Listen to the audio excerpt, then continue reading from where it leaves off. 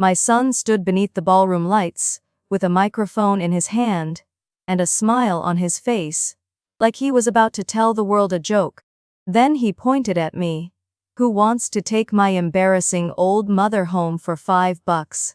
People laughed immediately. Not polite laughter, real laughter. I felt heat rush into my face. My fingers tightened around the chair, and for a second I honestly thought I might fall trying to stand up. Then a man's voice came from the back of the room. 2.5 million. For a second, nobody even breathed. Everything stopped. The music. The laughter.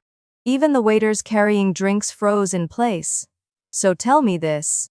What kind of stranger offers $2.5 million for a grandmother he has never met?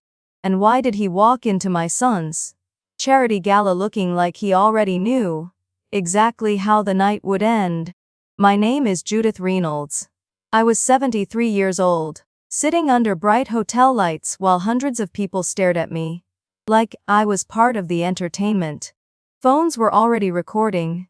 If you've ever trusted someone a little too much, tell me where you're rewatching from tonight. And stay with me, because what happened after that joke changed my life completely. I remember camera flashes, expensive dresses, strangers smiling at my humiliation. I did not belong there. Ethan had picked my dress himself. Dark blue. Too formal. Vanessa had clasped a necklace around my neck before the event, and it pressed against my throat all evening like a reminder to stay quiet. Just smile, Mom. Ethan kept telling me earlier that night. This is good for the foundation. Now he was auctioning me off in front of donors, like I was something old sitting in a garage sale. Ethan looked perfect on that stage. Tailored tuxedo. Bright smile. The kind of man people trusted too easily. Vanessa stood beside him in a fitted red gown, pretending to laugh less than everyone else. But I still caught the amusement in her eyes. Ladies and gentlemen, Ethan announced dramatically, welcome to tonight's fundraiser for the Bright Futures Outreach Foundation. And we've got one very special item up for bid tonight. My mother. More laughter spread through the ballroom. You get a full day with her, he continued. She'll cook, tell stories nobody asked for. And if you can survive her slow walking speed, you can even take her shopping. I could feel my chest tightening while people laughed harder. I kept waiting for Ethan to stop, to look at me and realize what he was doing. He never did. Starting bid is $5, he said into the microphone. Come on. Somebody help me out here. A man near the front casually lifted his hand. $5. The room broke apart laughing again. Sold, Ethan said proudly, slamming the little wooden gavel against the podium. I wanted to disappear. Instead, I sat frozen beneath those lights, while strangers filmed me with their phones. Then I heard a chair scrape sharply across the ballroom floor. A man stood near the back of the room. Tall, gray at the temples, dark suit, no performance smile, no nervous energy. He looked completely out of place among the wealthy donors and polished businessmen, but somehow he also looked like the only person there fully in control. He raised one hand slightly. 2.5 million. This time the silence felt heavy. Then the whispering started. Did he say million? Ethan laughed, but it came out strained. Sir, I think you misunderstood. This is just part of the entertainment tonight. The man took one slow step forward. I understood perfectly, he said calmly.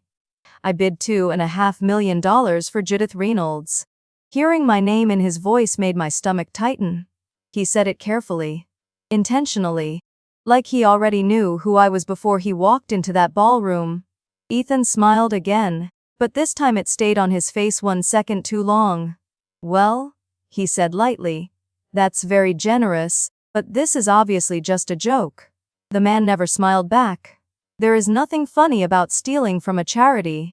The word stealing seemed to suck the air out of the room. A few people gasped. I watched Ethan's expression shift for the first time all night. Excuse me, he snapped.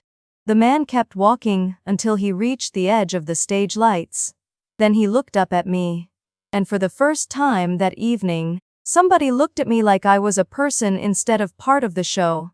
After that, he turned toward my son. "Ethan Reynolds," he said clearly, "you're going to put the microphone down, because this stopped being your show a long time ago." Ethan tightened his grip around the microphone. I could almost see him trying to decide whether to laugh, argue, or throw the man out himself. But something about that calm voice unsettled him. Then the stranger said the sentence that changed the entire room. "I'm Special Agent Marcus Hale, with the Federal Financial Crimes Division. And this gala is now part of an active investigation into charity fraud."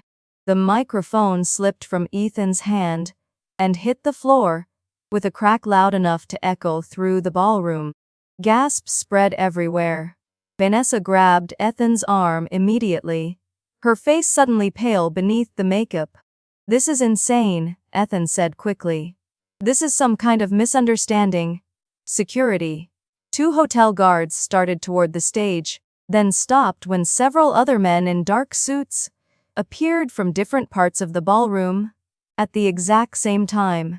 No visible badges? None needed. You could tell who they were just by the way the room reacted to them. Marcus Hale calmly removed an wallet from his jacket and held it up long enough for everyone nearby to understand this was real. Then he looked back at me. "Mrs. Reynolds," he said gently, "you're safe. Safe. Why would I need protection from my own son?" My throat felt tight enough that I couldn't answer. Ethan tried to recover quickly. "You can't destroy my event over some accusation," he snapped. "These people are donors." Marcus nodded once.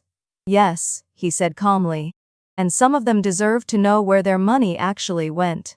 A woman near the front stood abruptly from her chair. "Ethan," she asked shakily, "what is he talking about?" "Everybody calm down," Ethan said fast. "This is a setup. Somebody's trying to embarrass me." Marcus barely reacted. He simply nodded once toward another agent. Seconds later, the ballroom music shut off completely. Another agent approached the camera crew. Ethan hired for the gala. The room became so quiet it almost felt uncomfortable to breathe. I sat beneath those bright lights with my heart pounding painfully in my chest. This was my son. The little boy I held through fevers after his father abandoned us. The boy I worked overtime for so he could have decent shoes and school clothes. And now strangers were staring at him like a criminal. But somehow, that still wasn't the worst part. The worst part was the look on Marcus Hale's face. He looked like a man who already knew this night was only beginning. Marcus Hale opened the folder in his hands. "These are bank records," he said calmly. "Payment trails. False vendor contracts connected to the Bright Futures Outreach Foundation."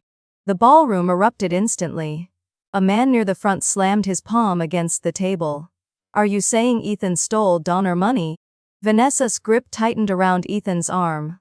For the first time that night, she looked honestly afraid.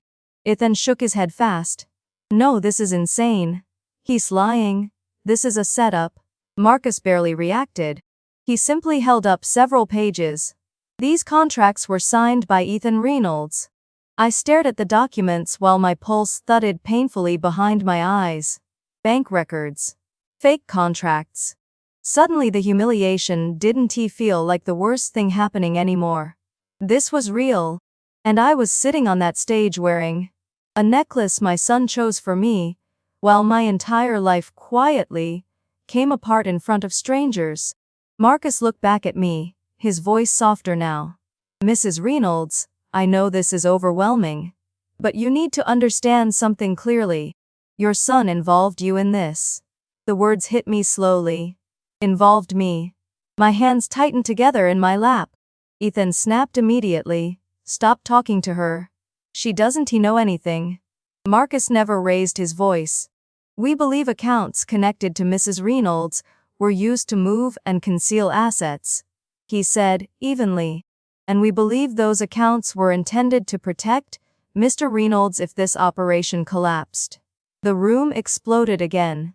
People stood up all around the ballroom. Questions started flying across tables. Chairs scraped loudly against the floor. Vanessa was crying now, real tears cutting through her makeup. Ethan looked up at me with panic in his eyes. "Mom," he said sharply. "Tell them he's lying. Tell them right now." But I wasn't seeing the ballroom anymore. My mind had already gone somewhere else. 6 months earlier. Back before any of this had fully revealed itself. I was standing in my kitchen, in Maplewood Hills, making chicken soup, the way my mother taught me years ago. The house smelled warm and familiar. Safe. Then Ethan showed up without calling. That alone put me on edge. My son usually visited only when he needed something. He came inside quickly, leaving the front door partly open behind him. His expensive coat hung loose, and his eyes kept drifting toward the windows like he expected someone to appear outside. "Mom," he said quietly, "we need to talk." I dried my hands slowly on a towel. A mother notices fear before words explain it. "What's wrong?" "Nothing," he answered too quickly. "Everything is fine. I just need a favor." "A favor?" He sighed like I was already making things harder than necessary. "You know the foundation is expanding," he said. "More outreach? More families? More programs?" I nodded slowly. I'd heard all about Bright Futures for years, mostly when cameras were nearby. Ethan leaned closer across the kitchen table. "The banks want stronger financial backing while we expand," he explained. "Nothing serious. I just need your name connected to one account temporarily." I frowned immediately. "My name," he smiled, but it looked practiced instead of natural. "You have a clean reputation, Mom. Sponsors trust you. Banks trust you." Something about the way he said it made me uneasy. "Ethan, I don't like mixing money with family." Then he reached for my hands. The same way he used to when he was little and trying to avoid punishment. "Mom, please," he said softly. "I am building something good here. Don't you want to be part of it?" I looked at him for a long moment. Part of me still saw my son. Another part saw someone harder underneath. But love has a way of blurring things people should probably see clearly. "What exactly do you need from me?" I asked quietly. His shoulders loosened almost immediately. "One account," he said quickly. "That's all. Temporary. Completely safe." I didn't sign anything that night. I told him I needed time to think. Ethan kissed my cheek before leaving, acting warm again, almost relieved. A week later, he came back with Vanessa. Vanessa had perfected the kind of sweetness that never felt entirely genuine. She hugged me too long, called me mama every few minutes, complimented the house, while quietly studying everything inside it. They brought pastries from Portland and sat at my kitchen table, telling me stories about families Bright Futures had helped. Children smiling beside backpacks in Ethan's photos. Smiling photographs on Ethan's phone. "We were changing lives," he told me proudly. Vanessa smiled softly at me. "You raised a generous man. You should be proud of him." And that word reached exactly where they wanted it to. Proud. That's how they got me. Not through pressure. Through love. Through guilt. Through my need to believe my son was still good. I signed one document. Just one. After that, Ethan visited less often again. But he sent flowers on my birthday. Left warm voicemails. Mailed handwritten notes thanking me for believing in him. I thought we were becoming close again. I didn't realize I had already walked into a trap. About 2 months later, a letter arrived from a bank in Portland. I opened it at my kitchen table and stared at the balance, so long my vision blurred. The account showed amounts of money I had never seen before in my life. Large deposits. Multiple transfers. I called the bank immediately. A polite woman confirmed the account had processed several major transactions recently. "Where did the money come from?" I asked. She listed companies I had never heard of. Then she casually mentioned outgoing transfers connected to private accounts. My stomach went cold. After I hung up, I sat alone listening to the kitchen clock tick, while one thought repeated itself over and over in my mind. Ethan used my name without telling me the truth. I called him that night. He answered distracted. "Mom, I'm in meetings. Why is money moving through an account under my name?" There was a pause. Then he laughed lightly. "Oh, that. Don't worry about it. It's foundation money moving temporarily. Completely normal. It doesn't feel normal." His tone changed immediately. "You said you supported me," he snapped. "Don't start panicking now. Everything's legal. I want my name removed from that account." "No," he said flatly. "Not right now." When I repeated the words back to him, his voice turned colder. "You don't understand how these things work, Mom. If you back out now, people get hurt. Kids get hurt. Is that what you want?" He knew exactly where to press, and I let silence make the decision for me. Weeks passed. More letters arrived. More strange numbers. I stopped sleeping well. Sometimes I caught myself checking the windows late at night without even realizing I was doing it. Then Ethan invited me to the gala. His voice sounded cheerful again. Warm, familiar. "We re-honoring you this year," he said. "You re the heart behind the foundation. People deserve to meet you." I hesitated immediately. "You know I hate crowds." "It's one night," he insisted. "And afterward we'll finally sit down and talk about the account." That was why I agreed to go. Because part of me still hoped my son would finally tell me the truth. Instead, he sold me for $5 in front of 300 people. The ballroom noise blurred around me while I sat gripping the sides of the chair like they were the only steady thing left in my life. Marcus Hale looked up at me again. "Mrs. Reynolds," he said carefully, "did you know your son was using you as a shield?" My throat tightened. "No," I whispered. Ethan cut across me immediately. "She's confused. She doesn't know what she's saying." Marcus stepped closer to the stage, calm as ever. "I know you love your son," he said to me quietly, "but you need to listen carefully. We can prove money moved through accounts connected to your name. That's why you re-involved. And that's why you may be in danger." Danger. That word settled differently now. I looked at Ethan again. Really looked at him this time. Sweat had formed along his forehead, despite the cold ballroom air. His tuxedo collar suddenly looked too tight around his neck. His eyes kept moving toward the exits, like he was calculating something. Vanessa leaned toward him and whispered urgently, but he shook her off. The Donners weren't laughing anymore. Now they looked angry, nervous. One man shouted, "Call the police." Another voice said, "Were we scammed?"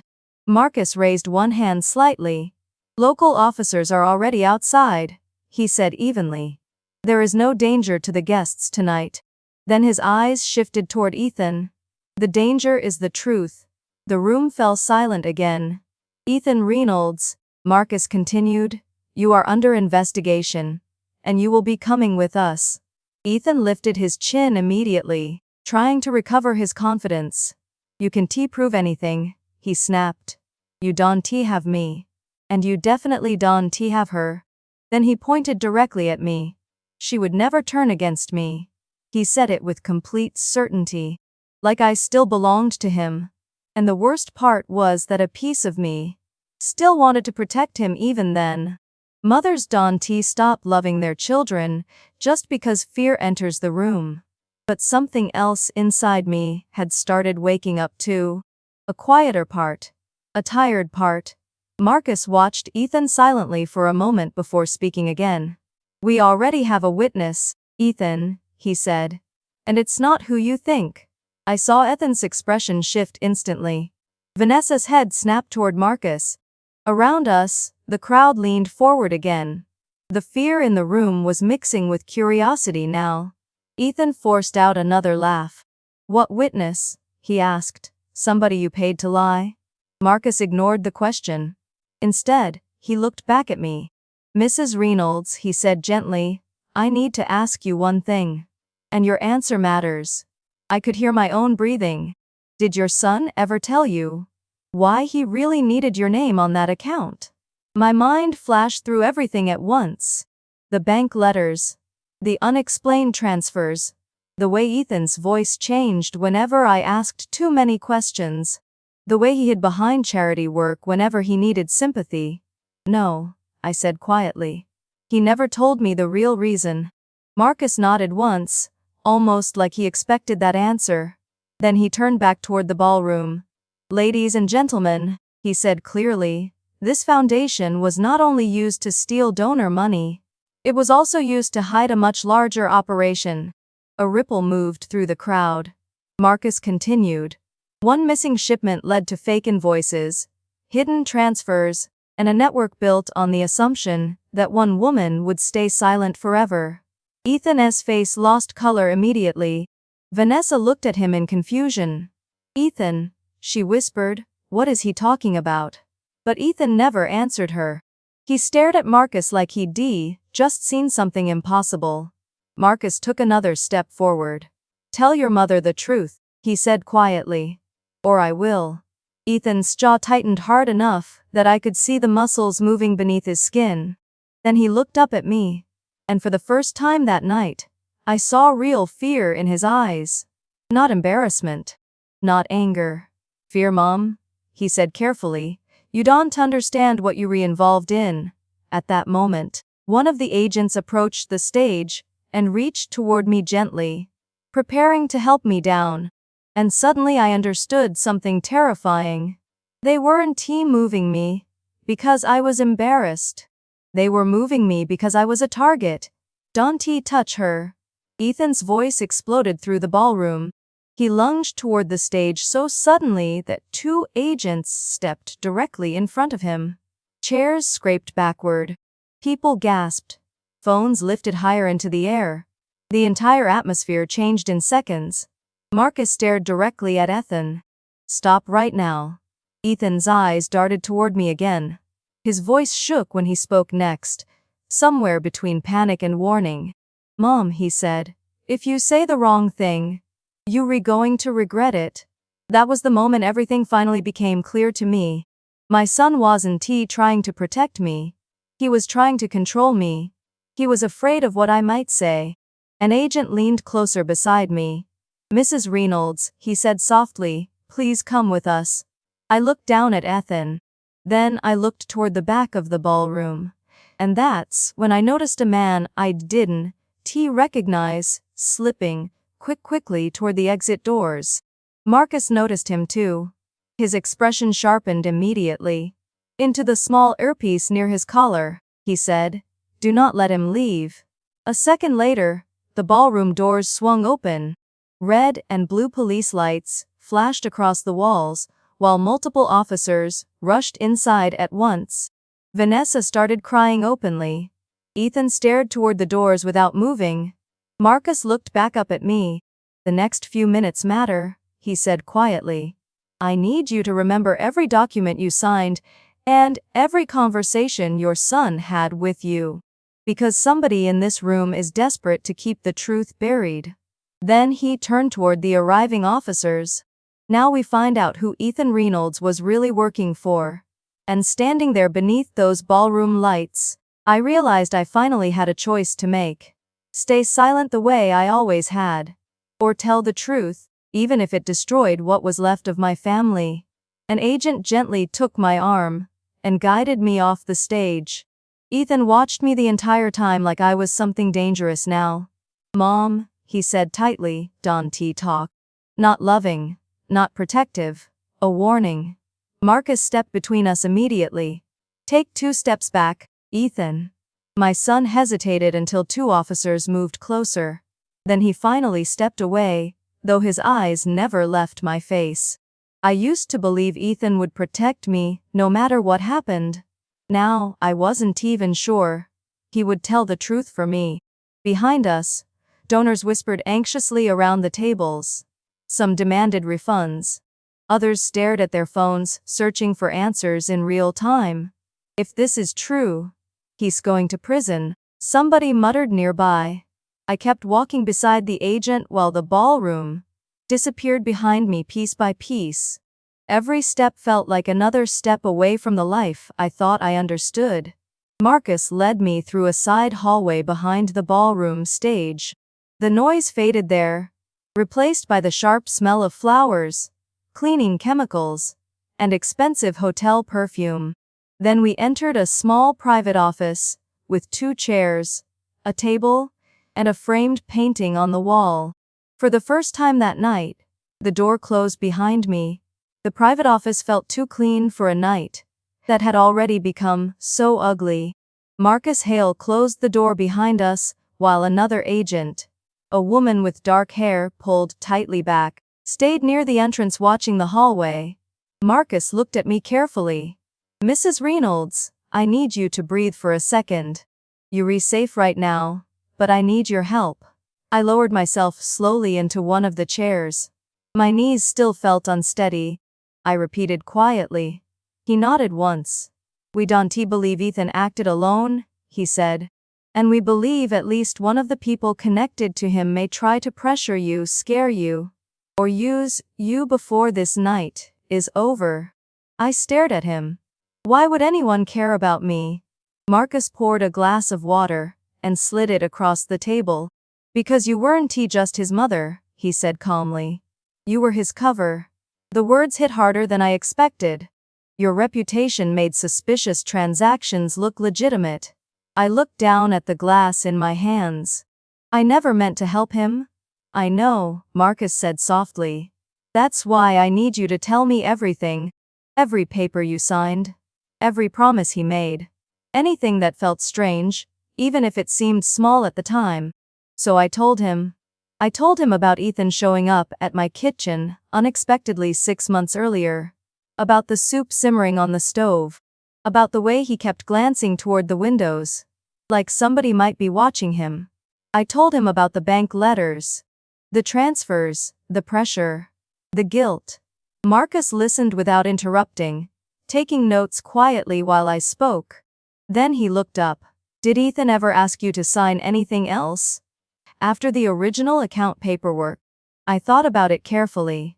"There was another document," I said slowly. "A few weeks later. Vanessa brought it to my house before the gala." Marcus' attention sharpened immediately. "What kind of document?" "I'm not sure," I admitted. "She said it was related to the gala. Something about permission to use my photo and name for event materials." Marcus leaned forward slightly. "Did you read it?" Shame crept into my chest. "Not properly. My glasses were in my purse, and Vanessa kept rushing me." I closed my eyes, trying to remember. "I remember seeing the word trust," I said slowly. "And maybe account. Transfer too, I think." Marcus set his pen down carefully. "That doesn't sound like a photo release." A cold feeling spread through my stomach. What was it? "It may have been a limited power of attorney authorization," he said quietly. "Or a financial authorization form that allowed Ethan to move money or sign documents in your name." I stared at him. "No," I whispered immediately. "I never gave him permission for that." "You may not have understood what you were signing," Marcus replied gently. "But legally, if your signature is there, they can still try to use it." For a moment I felt dizzy. I finally picked up the water and took a small sip, because my throat had gone completely dry. Part of me wanted to ask whether I was going to prison. Another part still wanted something else more. "Why would Ethan do this?" I asked quietly. "Why risk everything?" Marcus stayed silent for a second before answering. "Money," he said. "Control. And pressure." "Pressure from who?" His expression darkened slightly. "We believe Ethan was trying to impress someone with influence. Someone dangerous enough that failure became more frightening to him than theft." That word again. Dangerous. I rubbed my hands together slowly. "When you say I am in danger," I asked, "do you actually mean danger? Or just public embarrassment?" Marcus held my gaze directly. "I mean real danger," he said. "Because when money disappears, people look for someone to blame. And Ethan was already positioning you to become that person. A chill moved through me. How do you know that? Marcus opened the folder again and slid a photograph across the table. It was me, leaving my bank in Portland 2 weeks earlier. My stomach tightened instantly. Someone took this. Marcus nodded. And not someone friendly. I looked back down at the photograph. The angle was distant. Hidden. Like somebody had been watching without wanting to be seen. Who? I asked quietly. Marcus hesitated briefly. There's a man we've been tracking. Damien Cross. The name sounded unreal at first. Like the kind of person who belonged in headlines instead of real life. Who is he? He presents himself as a businessman, Marcus said. But people around him disappear financially long before they disappear physically. He collects debts, leverage, and favors. Most people don't realize they retrapped until it's too late. I felt my pulse quicken again. And Ethan knows him. We believe Ethan took donor money to cover a private arrangement connected to Damien Cross. An arrangement he could no longer afford. I gripped the edge of the table. What kind of arrangement? Marcus chose his next words carefully. We believe charity vehicles and charity paperwork were being used to move illegal shipments without attracting attention. I stared at him in disbelief. Shipments. We're still uncovering details, he said. But we know the operation extended far beyond financial fraud. Images flashed through my mind immediately. The Bright Futures vans Ethan posted online. Children waving beside them. Fundraisers. Photo opportunities. Everything had looked so clean. Now it felt staged. I never saw any warehouses, I said quietly. I only ever saw photographs. That was intentional, Marcus replied. Ethan involved you enough to use your name. Not enough to protect you. The words hurt because they sounded true. Not my Ethan. But maybe it was. The door opened suddenly. The female agent stepped inside. Marcus, she said quietly. We found the man who tried to leave the ballroom. He says downstairs claiming he works for the hotel. Marcus stood immediately. Keep him there, he said. And don't let him near a phone. Then he looked back at me. Mrs. Reynolds, stay in this room. Don't open the door for anyone except me or Agent Carter. I nodded silently. After he left, the room became painfully quiet. I sat there staring at the wall, while pieces of the evening replayed in my head. Ethan laughing into the microphone.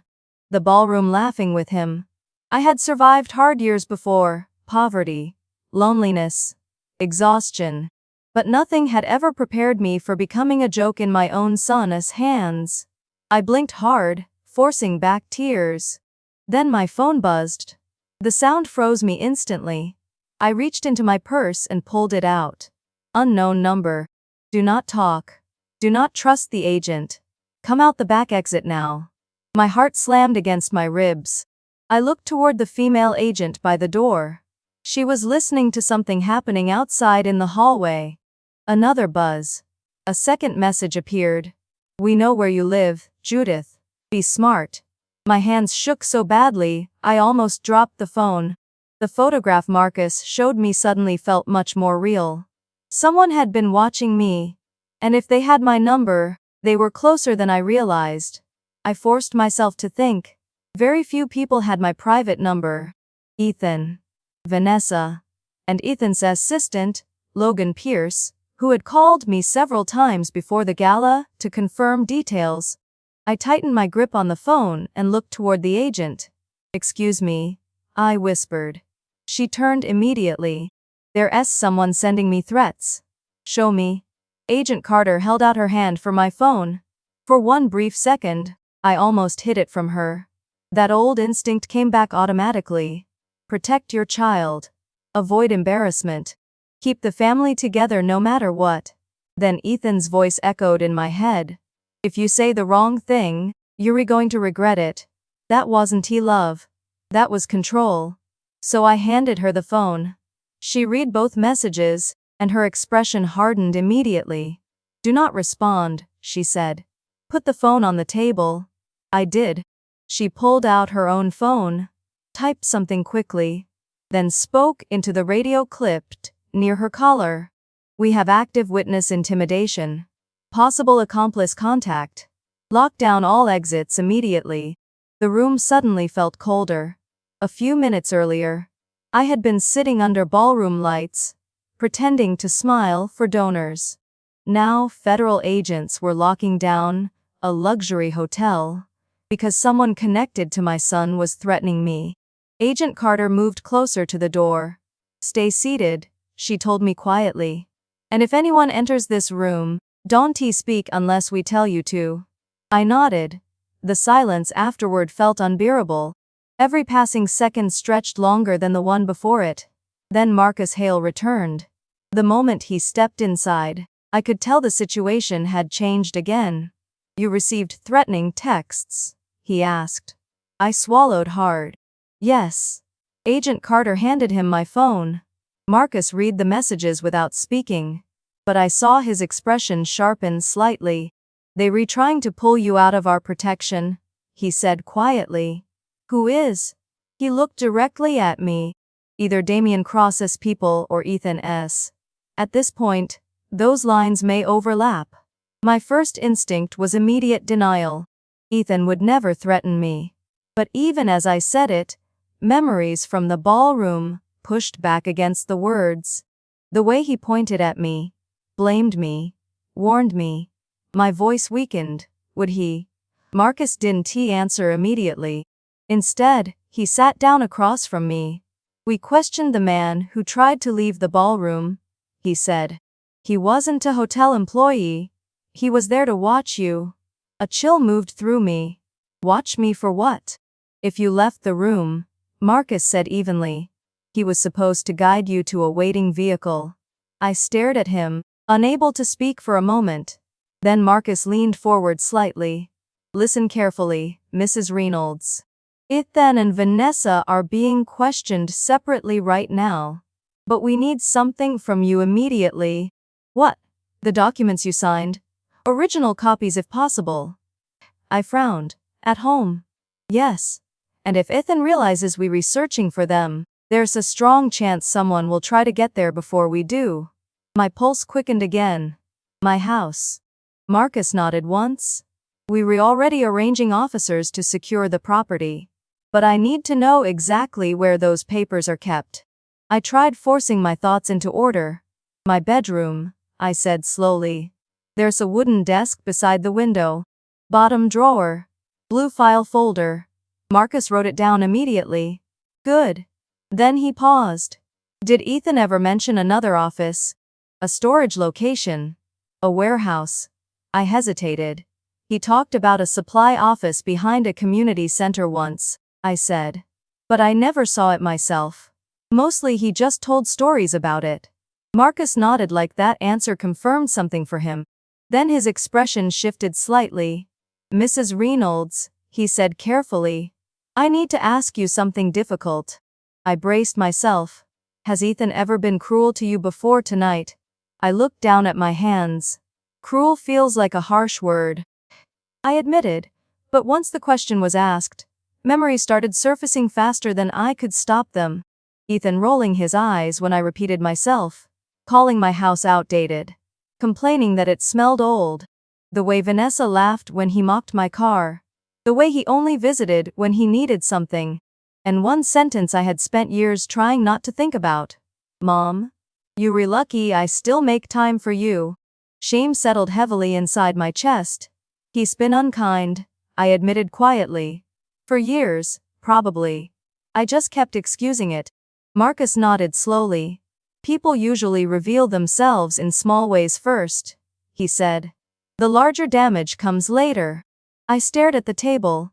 "I should have seen it sooner." "No," Marcus said firmly. "They used your love against you. That's different." Before I could answer, my phone buzzed again on the table. Another unknown number. Marcus turned the screen toward me. "If you talk, your son will not survive this." The air left my lungs so quickly it hurt. "Are they threatening Ethan now?" I whispered. Marcus studied the message carefully. "This is intimidation," he said. "They want you scared enough to protect him." But what if they really hurt him? For the first time that night, Marcus looked tired. We don't know how far these people are willing to go, he admitted. But threats like this usually come from people who believe they still have leverage. I pressed trembling fingers against my mouth. Even after everything Ethan had done, part of me still wanted him safe. That's the terrible thing about motherhood. Love doesn't disappear just because trust does. Marcus lowered his voice. Mrs. Reynolds, listen to me carefully. Ethan made these choices. Whatever consequences follow belong to him, not to your honesty. But if I talk, if you stay silent, he interrupted gently, he keeps using you. And the people controlling him stay protected.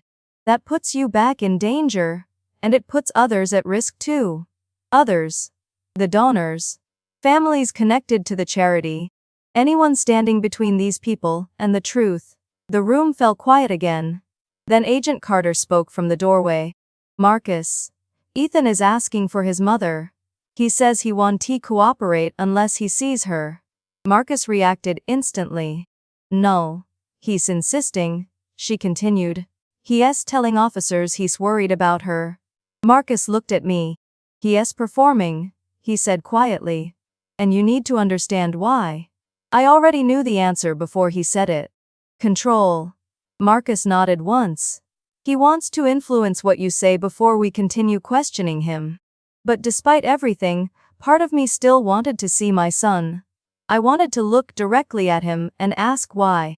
Marcus seemed to read that on my face. After a long pause, he exhaled slowly. You can see him, he said. But only under controlled conditions. And only if you follow my instructions exactly. I nodded immediately. What instructions? Marcus' voice became calm and precise. You are never alone with him. You do not promise him anything. Keep your answers short. And if he tries to pressure or frighten you, you look at me instead of him. I swallowed hard. Okay. And if you feel overwhelmed, he added, you say, you need a break. And we stop immediately. Agent Carter opened the door a moment later. 2 officers waited outside while distant shouting still echoed faintly from the ballroom somewhere down the hall. We walked to another room. When the door opened, I saw Ethan sitting alone at a table. His tuxedo jacket was gone now. Sleeves rolled up, hair messy. For one brief second, he looked young again. Then he saw me, and his expression changed immediately. Not relief, not anger. He stood so fast the chair scraped loudly behind him. Mom, he snapped, what did you tell them? My chest tightened instantly. That was the first thing he asked me. Not are you okay? Not I am sorry. What did you tell them? Marcus stepped beside me. Sit down, Ethan. But Ethan never looked at him. He kept staring directly at me. Mom, Ethan said, voice sharper now. Answer me. My hands were trembling, but I forced myself not to look away. I told them the truth, I said quietly. His eyes widened instantly. What truth? He snapped. You don't even know what the truth is. Then his voice lowered again. Softer. Controlled. The same tone he used whenever he wanted me back on his side. Mom, listen to me carefully, he said. This situation is bigger than you understand. If you talk, you destroy everything. You destroy me. I swallowed hard. You already destroyed me. I need to ask you something honestly. After hearing that, would you still protect your child? Or would that be the moment you finally stopped carrying them? Because I truly didn't know the answer anymore. His face hardened immediately. Oh, come on, he said dismissively. That thing on stage was a joke. People loved it. It wasn't a joke to me. Ethan exhaled impatiently. I don't have time for emotional drama right now. He snapped. You need to help me. Tell them you signed everything willingly. Tell them you were involved with the accounts too. Then we negotiate. Cold realization settled heavily in my stomach. So that was his plan. Not to protect me. To pull me down beside him. You want me tied to this? I whispered. Ethan rolled his eyes. Not tied to it. Just involved. There's a difference. Marcus Hale stepped forward immediately. That's enough, Ethan. But Ethan ignored him. Mom, he continued, you owe me. I built this foundation. I built a life for us. I took care of you. A small laugh escaped me before I could stop it. You took care of me. He nodded like he truly believed it. Yes. I brought you into my world. I gave you purpose. I could be left you forgotten in that tiny town. Something inside me cracked quietly at those words. Then it hardened. I raised you alone, I said. I worked 2 jobs after your father disappeared. I skipped meals so you could eat. I didn't give you purpose, Ethan.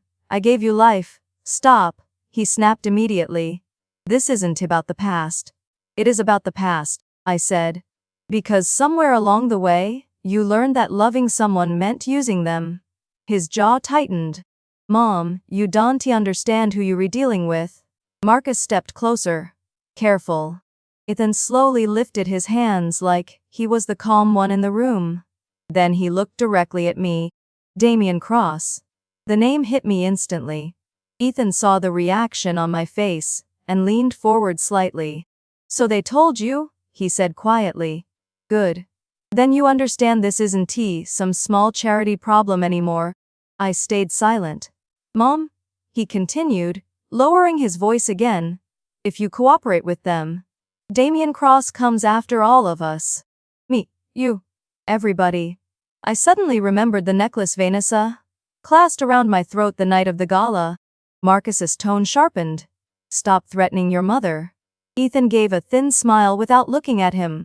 I'm warning her. Then his attention shifted back to me again.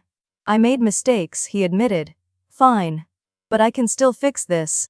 I just need time. Time for what? His eyes flicked briefly toward the door. Time to disappear. The room went completely still. You mean run? He shrugged lightly. Call it whatever you want. If I stay here, I'm unfinished. If I leave, I still have a future. Then his voice softened again. And you can come with me. The room suddenly felt smaller. We could go somewhere warm, he said. Somewhere quiet. You wouldn't have to worry anymore. Marcus stared at him in disbelief. Ethan, every word out of your mouth is making this worse. Shut up, Ethan snapped. One of the officers moved instantly, but Marcus stopped him with a small gesture. Then Ethan looked at me again. And suddenly his voice changed completely. Gentle, familiar. Almost affectionate. Mom, he said softly, I know you're scared. I know you're hurt. But this is the moment you choose family. For a second, I couldn't answer. Family? Yes, he said quietly. You always chose me before. Do it again. I looked at my son for a long moment. Then, I said the one word I never imagined saying to him. No, Ethan blinked. What? No, I repeated. I want to lie for you. And I want to carry this for you anymore. His face turned red instantly. You ungrateful old woman. That's enough, Marcus said sharply. Ethan pointed directly at me. You have no idea what you're doing, he shouted. When Damian finds out you talked, none of us are safe. My voice shook, but I forced the words out anyway. Then you never should have worked with him. Ethan stared at me like he didn't recognize me anymore. Then another voice came from the doorway. Ethan. We all turned. Vanessa stood there beside an officer, mascara streaked beneath her eyes. She looked exhausted, but underneath the fear was something deeper. Panic. Not panic about being arrested. Panic about what might happen next. Ethan's entire expression changed the moment he saw her. Vanessa? He said quickly. What are you doing? She swallowed hard. I need to speak to Marcus Hale. No, Ethan barked immediately. You don't say anything. Vanessa flinched. Marcus studied her carefully. Do you want to cooperate? She nodded once, trembling. Yes, she whispered. I can't do this anymore. Ethan surged forward instantly, but 2 officers stepped in front of him. Vanessa, shut up, please, Ethan, she whispered. I am scared. Marcus glanced toward me briefly. Mrs. Reynolds, step back. I moved backward slowly, while my pulse hammered painfully in my chest. Vanessa looked at me then. And for the first time since I met her, I saw something honest in her expression. Regret. Not innocence. Not goodness. Just regret. I didn't marry Ethan for love, she said shakily. I married him because he promised power, money, a different life. Stop talking, Ethan shouted. But Vanessa kept going. He started bright futures because he loved attention, she said. At first it was just publicity and image. Then Damien Cross offered him real money. My head spun. What kind of money? Vanessa wiped at her face. Money for moving illegal shipments through charity paperwork and charity vehicles. Ethan agreed because he wanted to feel important. Marcus's expression darkened. And Judith Reynolds. Vanessa closed her eyes briefly. He needed someone clean to hide behind, she admitted quietly. That's why I brought her the documents. Ethan told me if I failed, he'd leave me with nothing. Ethan looked stunned. Like betrayal had finally reached him too. Marcus spoke calmly but firmly. Where is Damien Cross tonight? I don't know, Vanessa answered quickly. But someone connected to him is here. Marcus' attention sharpened immediately. Who? Vanessa swallowed hard. Logan Pierce. The name hit me instantly. Logan. Ethan's polite young assistant. The careful smile he always wore was gone now. So was the friendliness. The same man who called me before the gala. Vanessa wiped tears from her face. He doesn't really work for Ethan, she whispered. He reports to Damien. He is the one sending the threats. My blood ran cold. The messages. The unknown number. Logan. Marcus immediately touched the earpiece near his collar. Lock the building down, he ordered. Find Logan Pierce now. And suddenly Ethan started laughing. Not normal laughter. Something hollow. Fractured. You're all too late, he said. Marcus stared at him. Where is he? Ethan leaned back slowly in his chair, smiling like someone who had already accepted disaster. I don't know, he said. But if Logan's gone. If Logan's gone? Ethan said quietly.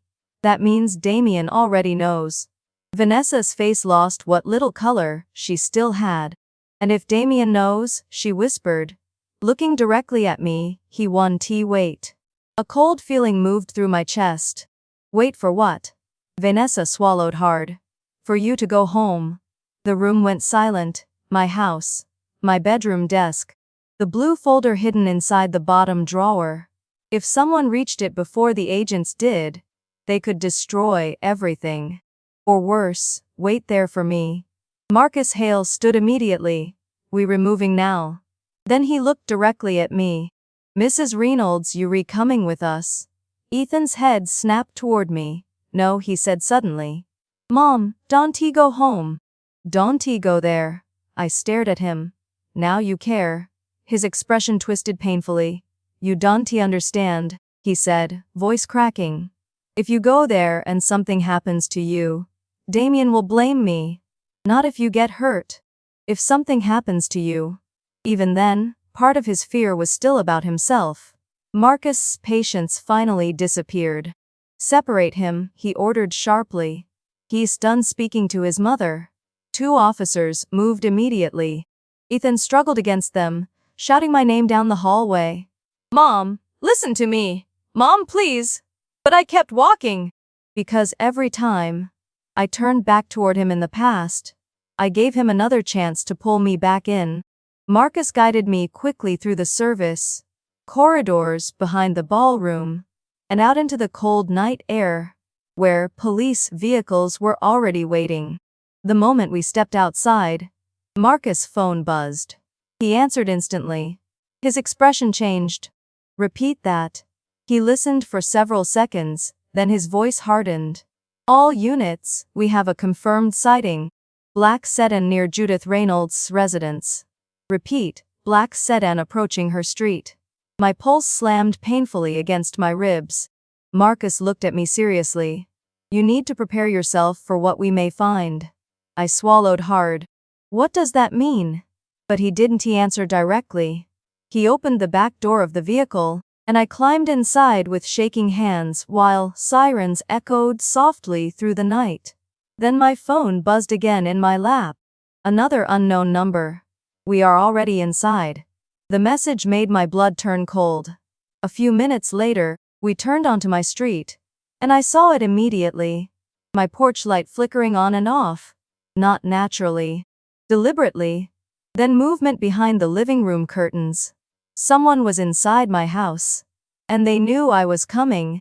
The police car stopped so hard my seatbelt dug painfully into my shoulder.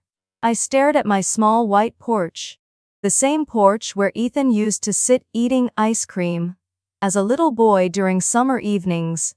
Now it looked unfamiliar. Threatening. Marcus raised a hand before I could touch the door handle. "Stay inside the vehicle." Officers moved quickly around the property. Two headed toward the back entrance, while others approached the front door with flashlights raised. My heart pounded so hard, I could barely hear anything else. This house had always been my safe place. Now it felt contaminated. One of the officers pushed the front door wider. It was already open. I never left it open. "Police!" the officer shouted. "Come out now!" Silence. Then a loud crash somewhere inside. Marcus' voice cut sharply through the night. "Go." The officers rushed inside. I gripped the seat tightly, trying not to imagine what they might find. "Please let nobody be hurt. Please." Minutes stretched endlessly. Then finally an officer emerged from the house, holding someone by the arm. Logan Pierce. His expensive gala clothes were gone. He wore a dark hoodie now, breathing hard, panic written all over his face. Marcus stepped toward him calmly. "You should be stayed at the hotel." Logan swallowed. "I was just checking something." "Checking what?" Logan stayed silent. Another officer exited the house, carrying my blue file folder. The folder was open. Documents sticking halfway out. My knees nearly gave out. They had come for the papers. Logan looked directly at me then. For the first time, there was no polite smile left in his face. Only anger. "You should be stayed quiet," he muttered. Marcus tightened his grip on Logan's arm. "That's enough." I stepped out of the vehicle slowly, forcing myself to stay upright even though my legs felt weak. "This is my home," I said quietly. Logan stared at me like I had ruined something valuable. "You think this ends with Ethan going to prison?" he asked. "You think that fixes anything?" "Put him in the car," Marcus ordered. The officers led Logan away, but he kept looking back at me the entire time. While the house was searched, I stood on the porch trying to steady my breathing. Marcus joined me a moment later holding the blue folder carefully in his hands. "These documents are exactly what we needed." I looked at him. "Will this stop Damian Cross?" Marcus didn't lie to me. "It helps," he said. "But men like Damian don't disappear quietly." My eyes burned. "And Ethan?" Marcus studied me for a moment before answering. "Your son made a choice tonight," he said quietly. Fear mattered more to him than truth. Power mattered more than family. Tears filled my eyes again. "He is still my son." "I know," Marcus said gently. "That's what makes this painful." The officers eventually finished clearing the house. Nothing had been stolen. No one else was inside. But the feeling of safety was gone. Marcus turned toward me. "We need a full statement tomorrow morning. We can arrange protection for you tonight if necessary." I shook my head slowly. "I don't want to leave my house." He nodded. "Then we'll keep officers outside." I walked back inside slowly after they finished. The air felt wrong somehow. Disturbed. Like strangers had touched parts of my life they never should be entered. I picked up a framed photograph from the hallway table. Ethan at 8 years old. Gap-toothed smile. Bright eyes. Ice cream on his shirt. I held the frame tightly against my chest. "How did you become this?" I whispered. Marcus stood nearby in silence. Then his phone rang. He answered, listened briefly, and his expression darkened again. "Understood." He lowered the phone and looked at me. "Ethan's talking." My heart jumped. "What is he saying?" He is blaming Damien Cross for most of it, Marcus replied. Says he was pressured. Says he was scared. Was he? Marcus looked tired for the first time all night. Partly, he admitted. Damien is dangerous. But nobody forced Ethan to steal donor money. And nobody forced him to use your name. I nodded slowly. That truth hurt more than anything else. The next morning, I sat inside a small interview room at the Portland Financial Crimes Unit and repeated everything again. Every document, every phone call, every signature. Vanessa had already given a full statement. Logan confessed to sending the threatening messages. Ethan signed a partial confession. Partial, I repeated. Marcus nodded. He admitted to moving money through accounts connected to you, he explained. But he still claims Damien Cross organized the larger shipment operation. And Damien? Marcus rubbed a hand across his face briefly. He disappeared last night. But we have warrants out for him. I nodded quietly. Then I finally asked the question I'd been avoiding since the ballroom. Is Ethan going to prison? Marcus didn't soften the answer. Most likely. My chest felt unbearably heavy. How long? Years. I stared down at the table. Years, birthdays without him. Holidays without him. Silence where my son used to be. But another thought came quietly after that. The ballroom. The laughter. The $5 joke. Maybe I had already lost him long before prison entered the picture. 3 months passed. Ethan remained in custody waiting for trial. Vanessa agreed to testify against Damien Cross in exchange for a reduced sentence. Logan cooperated fully with investigators. Damien Cross was still missing. And for the first time in a very long time, my life became quiet again. The neighbors eventually stopped whispering. But the quiet around my life felt different after that night. Cleaner somehow, less heavy. Then one afternoon, a letter arrived from Ethan. I held the envelope in my hands for a long time before opening it. His handwriting looked rushed, uneven. Mom, I don't know where to begin. I keep replaying the gala in my head. I thought humiliating you made me look powerful. I was wrong. Damien Cross came to me about a year ago. At first it was donor money and account transfers. Then it became moving illegal shipments through charity vehicles. I kept telling myself it was temporary. When I got trapped, I needed protection. That's why I used your name. I convinced myself you would never question me, that you would always defend me. I'm sorry. I don't expect forgiveness. Ethan. I read the letter twice. The kitchen clock ticked softly beside me, while I stared at his words again. Then I sat alone at my kitchen table and cried quietly into my hands. Not because I still wanted to protect him, but because, for the first time, I understood him clearly. After his father disappeared, Ethan became obsessed with never feeling powerless again. Somewhere along the way, applause started mattering more to him than honesty ever did. And somewhere along the way, he stopped seeing people clearly. A week later, Marcus Hale visited my house again. Damien Cross had been arrested in another state. The documents from my blue folder helped investigators connect the rest of the network. It was finally over. Truly over. Ethan accepted a plea agreement. He would still serve prison time, but less than if he had fought the charges in court. Before sentencing, he asked to see me one last time. So I went. He looked smaller sitting there in a plain prison uniform. Not powerful anymore. Just tired. Like a man who had spent too long running from himself. Mom, he said quietly after I sat down. I waited. He swallowed hard. I'm sorry for the gala, he said. I'm sorry for using you. I thought if people saw you as weak, they wouldn't notice how weak I really was. His voice broke slightly at the end. For one brief second, I wanted to hurt him back. But I didn't. Instead, I told him the truth. You hurt me more than anyone ever has. He nodded slowly, tears filling his eyes. I know. I took a slow breath. I won't lie for you, I said. And I won't carry what you did. But I hope you become someone honest someday. He lowered his head. That's more kindness than I deserve. When I walked out of that room, I expected relief. Instead, what I felt was quieter than that. Peace. 1 year later, I stood inside another ballroom. But this time, nobody was laughing at me. The Bright Futures Outreach Foundation had been rebuilt under honest leadership.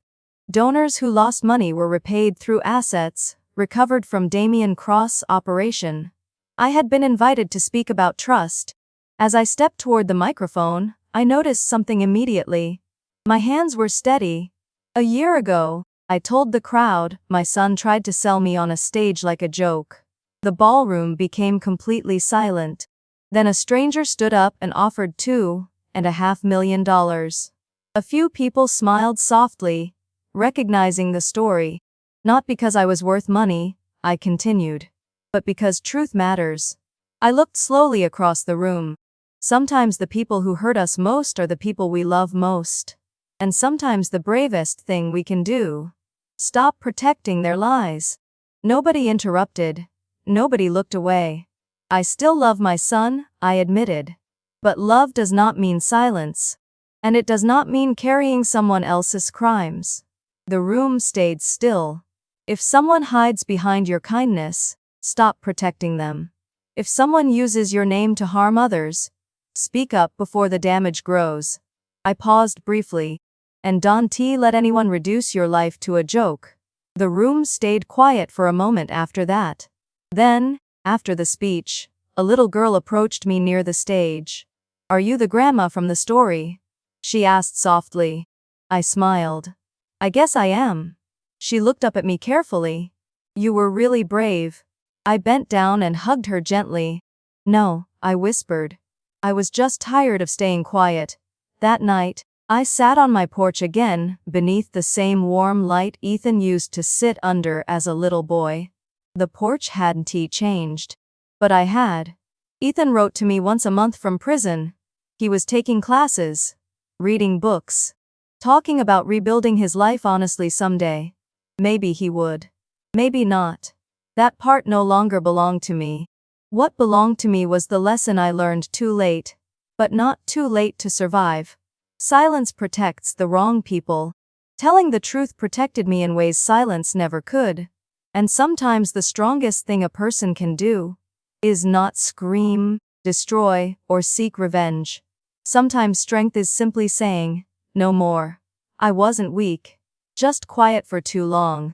And patience, when it finally speaks, can shake an entire room.